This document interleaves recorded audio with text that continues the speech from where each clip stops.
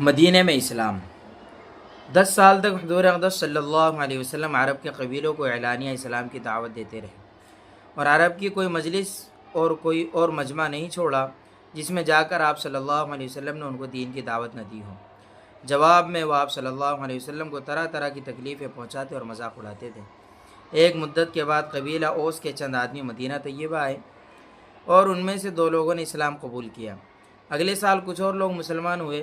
نبی کریم صلی اللہ علیہ وسلم نے ان سے فرمایا، کیا تم دین کی دعوت میں میری مدد کرو گے؟ انہوں نے عرض کیا، یا رسول اللہ صلی اللہ علیہ وسلم، ابھی ہمارے یہاں قبیلہ اوس اور قبیلہ خزرج کی آپس میں جنگیں شروع ہیں۔ اگر آپ صلی اللہ علیہ وسلم اس وقت مدینہ تشریف لائے تو سب لوگ آپ کی بیعت نہ کر سکیں گے۔ آپ 1 سال کے بعد تشریف لائیں، ممکن ہے تب تک دونوں قبیلوں کی آپس میں صلح ہو جائے۔ یہ حضرات واپس مدینہ آئے اور مدینہ میں سب سے پہلے مسجد بنی زریق میں قرآن پڑھایا گیا۔ اللہ کی شان کے سال بھر کے عرصے میں اوس اور خزرج کے اکثر جھگڑے ختم ہو گئے اور اگلے سال حج کے موقع پر 12 آدمی حضور صلی اللہ علیہ وسلم کی خدمت میں مکہ حاضر ہوئے، جن میں 10 قبیلہ خزرج اور 2 قبیلے اوس کے آدمی تھے۔ ان میں جو لوگ گزشتہ سال مسلمان نہیں ہوئے تھے وہ اب مسلمان ہو گئے اور سب نے آپ علیہ السلام کے ہاتھ پر بیعت کی۔ یہ بیعت چونکہ عقبہ نامی مقام کے پاس ہوئی تھی، اس لیے اس کا نام بیعت عقبہ اولیٰ رکھا گیا۔ یہ لوگ مسلمان ہو کر مدینہ طیبہ واپس آئے تو مدینہ کے گھر گھر میں اسلام کا چرچا ہو گیا۔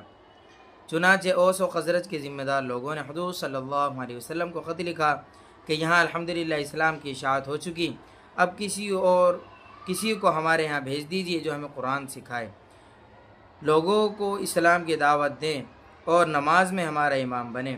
چنانچہ آپ صلی اللہ علیہ وسلم نے مصعب بن عمیر رضی اللہ تعالیٰ عنہ کو قرآن کی تعلیم دینے کے لیے مدینہ بھیج دیا اور اسلام میں سب سے پہلے مدرسے کی بنیاد مدینہ طیبہ میں پڑ گئی۔ اگلے سال حج کے موقع پر مدینہ سے ایک بڑا قافلہ مکہ پہنچا جس میں 70 مرد اور 2 عورتیں تھیں۔ حضور صلی اللہ علیہ وسلم نے ان کا استقبال کیا اور عقبہ کے پاس رات کو ملنے کا وعدہ فرمایا۔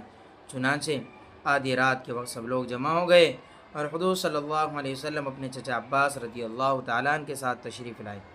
جب سب جمع ہو گئے تو حضرت عباس رضی اللہ تعالیٰ عنہ نے ان سے خطاب کر کے فرمایا کہ یہ میرا بھتیجا ہمیشہ اپنی قوم میں عزت اور حفاظت کے ساتھ رہا ہے، اگر تم اس کو مدینہ لے جانا چاہتے ہو تو دیکھ لو، اگر تم ان کے عہد کو پورا کر سکتے ہو اور مخالفین سے ان کی حفاظت کر سکتے ہو تو ہی یہ ذمہ داری لو، ورنہ ان کو اپنے قبیلے میں رہنے دو۔ قافلے کے سردار